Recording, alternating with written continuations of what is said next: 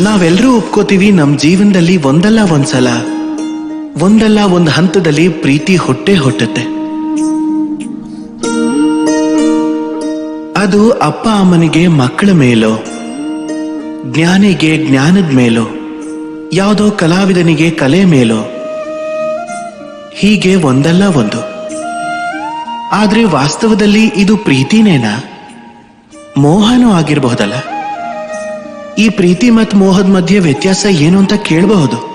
ವ್ಯತ್ಯಾಸ ಬಂಧನದ್ದು. ಯಾವ್ದು ನಿಮ್ಮನ್ನ ಬಂಧಿಸುತ್ತೋ ಅದು ಮೋಹ, ಪ್ರೀತಿ ಅಲ್ಲ.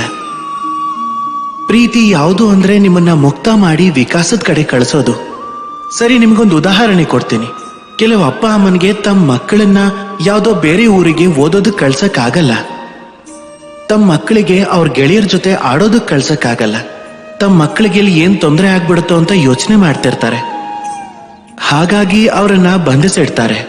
ಇದು ಪ್ರೀತಿ ಅಲ್ಲ, ಇದು ಮೋಹ. ಯಾಕೆಂದ್ರೆ ಪ್ರೀತಿ ಆಗಿದ್ರೆ ಅವ್ರು ಬಯಸ್ತಿದ್ದು ತಮ್ಮ ಮಕ್ಕಳು ಅಪ್ಪ ಅಮ್ಮನ ನೆರಳಿನಿಂದ ಹೊರಗಡೆ ಹೋಗಿ ಈ ಪ್ರಪಂಚ ನೋಡ್ಲಿ, ಅದನ್ನ ತಿಳ್ಕೊಳ್ಳಿ, ಅದರಿಂದ ಕಲೀಲಿ, ತಮ್ಮ ಅನುಭವಗಳಿಂದ ತಮ್ಮದೇ ಒಂದು ಸ್ವಂತ ವ್ಯಕ್ತಿತ್ವ ಮಾಡ್ಕೊಳ್ಳಿ ಅಂತ. ನೆನ್ಪಿಟ್ಕೊಳ್ಳಿ, ಮೋಹದಿಂದ ಭಯ ಹುಟ್ಕೊಳ್ಳುತ್ತೆ, ಆದ್ರೆ ಪ್ರೀತಿಯಿಂದ ಬರೀ ಆನಂದ.